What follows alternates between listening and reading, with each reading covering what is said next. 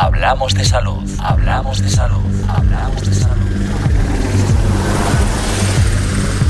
A lo largo de los años, las distintas culturas han intentado aclarar qué es para el ser humano la felicidad y si podemos ser realmente felices. Hoy abordamos este tema desde un punto de vista psicológico, todo para analizar qué nos puede decir la psicología sobre la felicidad y cuáles son las barreras más comunes que nos impiden estar satisfechos con nuestra vida. Isabel Fernández, ¿qué tal? Muy buenas. Muy buenos días, Lázaro. En primer lugar, ¿tenemos una idea errónea de lo que realmente es la felicidad? Bueno, pues sí que se podría decir que tenemos muchos mitos en torno a esa felicidad y se podría decir que precisamente esas expectativas erróneas que a veces tenemos sobre lo que es ser feliz, pues es lo que nos han hecho meternos en una lucha constante por buscar esa idea de felicidad y paradójicamente pues eso es lo que parece que más infelices nos hace. Y además es que los libros que se supone que eran de autoayuda y que le daban pautas y claves a la gente sobre cómo tenían que ser felices y cómo teníamos que hacer para hacerlo, pues eran precisamente el mayor problema, porque era lo que hacía pues que la gente se sintiera desgraciada. Bueno, la primera de esas creencias que nos hace paradójicamente infelices es pensar que el estado natural de las personas es estar felices. Porque derivado de esto también hemos desarrollado la creencia errónea de que la felicidad consiste en estar alegres y bien todo el tiempo, ¿no? De manera que es como si el éxito pues es eliminar de nuestra vida los pensamientos negativos y las emociones desagradables. Entonces, claro, en el momento en que me pasa algo malo, porque yo no puedo controlar todo lo que me ocurre, pues ya soy un desgraciado o una desgraciada, porque además de lo malo que me ha pasado es que es como que, ya me ha fastidiado la felicidad, ¿no? Es como que ya me ha roto mi esquema. Bueno, este mito, si os dais cuenta, nos mete en una carrera constante durante toda la vida por perseguir algo idealizado que no existe. Y bueno, os cuento una anécdota de cómo llegué yo a entender esto. Bueno, yo la última rotación de formación práctica antes de ser sanitaria la hice en una unidad hospitalaria de cáncer y por aquel entonces tenía, lógicamente, una supervisora, doctora en psicología y especialista en cáncer. Y yo, al principio de estar con ella en las sesiones, antes de que pues me dejara atender sola, recuerdo que me chocaba mucho porque ella le decía a los pacientes que les pasaban cosas malas por el mero hecho de estar vivos, ¿no? Y claro, yo pensaba que brusca, ¿no?, con los pacientes, con todo el cariño, porque yo con ella me llevo muy bien, con Rosa. Pero luego me di cuenta de que ella, con decir eso, pues buscaba que los pacientes aceptaran que en esta vida nos van a pasar cosas buenas y cosas malas. Y no podemos montarnos la idea de que el éxito en la vida pues es evitar las malas, porque no se puede, porque las cosas malas hay que aceptarlas. Y bueno, yo tardé unas semanas en entender a Rosa, así que si a alguien le suena mal, pues que no se apure, porque la aceptación es algo que se podría decir que se entrena constantemente. Tengo la sensación, ¿no?, de que choca un poco esto que mencionas, de que la felicidad pues no consiste en buscar estar felices. Entonces, desde un punto de vista psicológico, ¿qué concepto de felicidad hay? Pues un enfoque que ha estudiado esto mucho, que son las terapias contextuales, más que de la felicidad como este concepto idílico, hablan de dotar nuestras propias vidas con un sentido. Es decir, evidentemente el concepto de felicidad, o a mí me gusta más llamarlo la satisfacción con la propia vida, como hemos dicho, va a ser distinto para cada uno en función de cuáles sean nuestros valores o aquello que es importante, digamos, para mí. Es decir, cada uno de nosotros tenemos unas áreas distintas que le dan sentido a nuestra existencia. Por ejemplo, hay gente que se siente muy satisfecha con el valor de la familia, otros puede ser el desarrollo profesional, otros con el altruismo y para otros puede ser, pues, por ejemplo, el cuidado del medio ambiente. Y así cada uno tiene los suyos individualmente. Todos debemos tener varias áreas definidas y son distintas entre cada persona. Entonces, al final se trata de que yo viva mi vida con conciencia, como siendo consciente, de manera que el día en que, por ejemplo, fallezca o pase una etapa, pueda sentir que mi vida ha tenido un sentido o que hasta el momento va teniendo un sentido a través de cultivar esas áreas importantes. Pongo un ejemplo. Imaginemos, por ejemplo, una persona cuyo valor o área importante para él o ella es el desarrollo profesional. Esa persona se siente satisfecha creciendo profesionalmente y siente pues que eso le da sentido a su vida. Entonces, cultivar su valor sería todo lo que implique eso, es decir, dedicar tiempo y dedicar esfuerzo de su día a día a eso. Claro, imaginar si por estándares sociales esa persona es presionada para, por ejemplo, tener hijos sin tenerlo claro. Y pongo este ejemplo porque a nivel de nuestra sociedad es muy común. Aquí las dos actividades, cuidar de los niños y el desarrollo profesional, llega un momento en que podrían resultar incompatibles. Entonces esta persona está abandonando su valor por algo que le puede ser impuesto socialmente. Y luego, por otra parte, llegados a este punto, ¿quiere decir que si yo llevo una vida orientada en valores voy a estar siempre alegre y eliminaré esas emociones desagradables?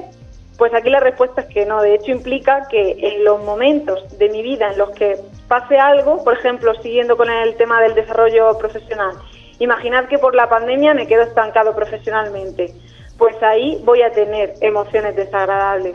Pero luego, haciendo balance de mi vida, voy a estar satisfecho porque sé que he hecho todo lo que podía de manera consciente.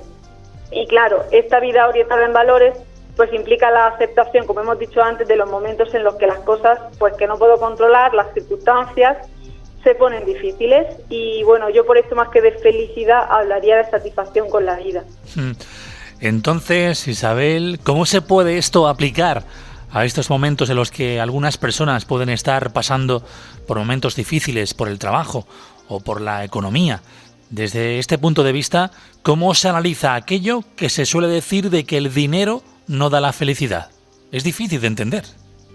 Sí, pues con lo del dinero y los bienes materiales, las investigaciones dicen básicamente que el dinero, una vez que tenemos nuestras necesidades básicas cubiertas, digamos que a partir de ahí ya nos aporta bienestar. Es decir, el ser humano, sus necesidades básicas, ¿cuáles son? Pues en primer lugar la seguridad, es decir, estar seguros de manera que no sintamos la amenaza de que vamos a morir o de que nos pueden matar o hacer daño. Por ejemplo, en el caso de los refugiados sirios, es un ejemplo muy claro porque a veces la gente se sorprende cuando ve que estos refugiados a lo mejor tienen pues estudios de nivel superior o llevaban un nivel de vida económicamente bueno, pero han tenido que salir de sus casas porque la situación de inseguridad era insoportable.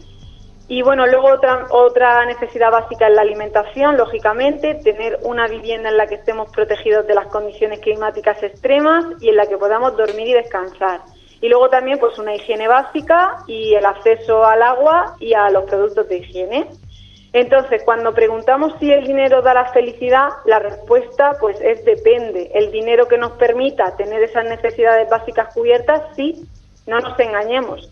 Otra cosa es que a partir de ahí las cosas materiales o tener mucho almacenado en la cuenta bancaria nos aporte felicidad. Que ahí la respuesta, según las investigaciones, es que no. Las investigaciones dicen que tú puedes tener mucho dinero, pero la felicidad al final depende de tu forma de interpretar el mundo, de tu estilo de pensar y de tu forma de vivir. Básicamente de esa vida que hemos hablado antes, que es orientada en valores y con sentido. Además, en esto del dinero, volviendo a mi anécdota de mi supervisora de oncología, recuerdo que esta supervisora siempre me decía que hay gente pues que se pasa la vida almacenando dinero y persiguiendo como comprarse cosas materiales, como una forma de sentir que controlamos, ¿no? Como si por autoexplotarme trabajando, diciéndolo así, y almacenar mucho en la cuenta y comprarme lujos más caros y un coche caro, pues fuera a controlar el ser feliz.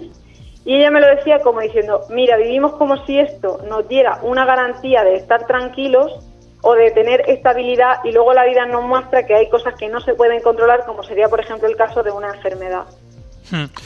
Bueno, ahora mismo la verdad es que me viene a la mente la famosa frase, el refrán, no es más rico quien más tiene, sino el que menos necesita. Pero bueno, hemos hablado de algo tan serio como la economía, el trabajo, y entrando en otro tema delicado, por ejemplo, que son las redes sociales. Según este concepto de bienestar, también nos hacen más infelices, ¿verdad? Así es. De hecho, ese es otro tema porque las redes sociales también fomentan mucho las comparaciones con otras personas, con otras vidas.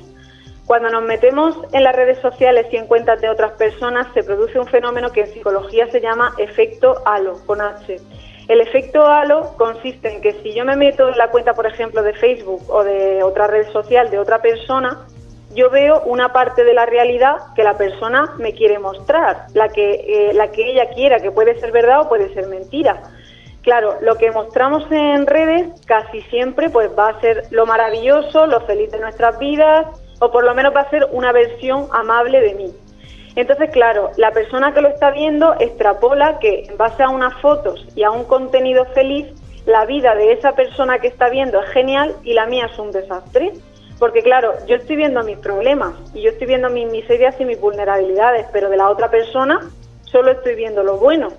Entonces el efecto halo consiste en pensar que todos los demás son más felices que yo y yo soy la única desgraciada que tiene problemas en el mundo. Además de que las redes sociales nos vuelven dependientes, es como que nos vuelven adictos a la aprobación externa, como que si me dan like o me dan me gusta es que soy bueno y si no es que soy malo. Entonces se podría decir que además de alejarnos con el tiempo que les dedicamos de aquello que es importante para nosotros mismos, también están fomentando formas de pensar que están totalmente alejadas del enfoque que hablamos que mantiene nuestra salud mental. Entonces, bueno, pues como hemos dicho tantas veces, las redes sociales pueden ser una herramienta muy útil si se usan bien y con un espíritu crítico, pero no olvidando cuál es nuestro camino, el que nosotros queremos seguir, lo que nosotros queremos crear y no perdernos por la aprobación de otros y por el criterio de otras personas. No sé si a lo mejor estoy entendiendo algo porque esto yo lo veo muy complicado, pero ¿es como saber diferenciar lo que es la satisfacción a la felicidad? Es que como la felicidad, el concepto, digamos que así hablando de alguna manera, nos lo han contaminado tanto con que para ser felices tenemos que eliminar lo negativo de nuestras vidas, pues yo diría que como no se puede eliminar lo negativo, lo mejor es pensar en satisfacción con la propia vida, más que en este concepto de felicidad idealizado. Complicado eso, ¿no? Porque seguro que muchos estarán diciendo ahora mismo, como subrayábamos antes, es que yo ahora mismo, cuando tengo trabajo, a mí me va bien la economía y es la felicidad lo que me acarrea así llevar hacia adelante a mi familia. Claro, eso es el primero que nos viene ahora mismo a la mente. Claro, pero bueno, esas son las necesidades básicas que sí que hemos dicho que evidentemente tienen que estar cubiertas para que una persona pueda avanzar en su pirámide de la felicidad, como está la pirámide de Maslow, que explica que bueno, la podéis buscar por internet, que dice que nuestras necesidades básicas las tenemos que tener cubiertas. Así es. Complicado, ¿no? Pero bueno, a ver si poco a poco deshojamos un poquito más y sabemos hablar de esos mitos de felicidad como estamos haciendo hoy, siempre desde el punto de vista psicológico. Y hablando de psicología, tú eres una de las expertas que cada martes hablas con nosotros aquí en Más FM. Así que Isabel Fernández, gracias como siempre. Si por casualidad queremos hablar de esto o de otros temas, ¿dónde podemos localizarte? Bueno, pues como siempre podéis completar la información a través de las redes sociales de Isabel Psicología y yo me encuentro presencialmente en la consulta de psicología de Policlínica Cejín para todo el que quiera consultar, todo lo que necesite. Así es. Isabel, gracias como siempre. Hasta la próxima semana. Hasta el martes que viene.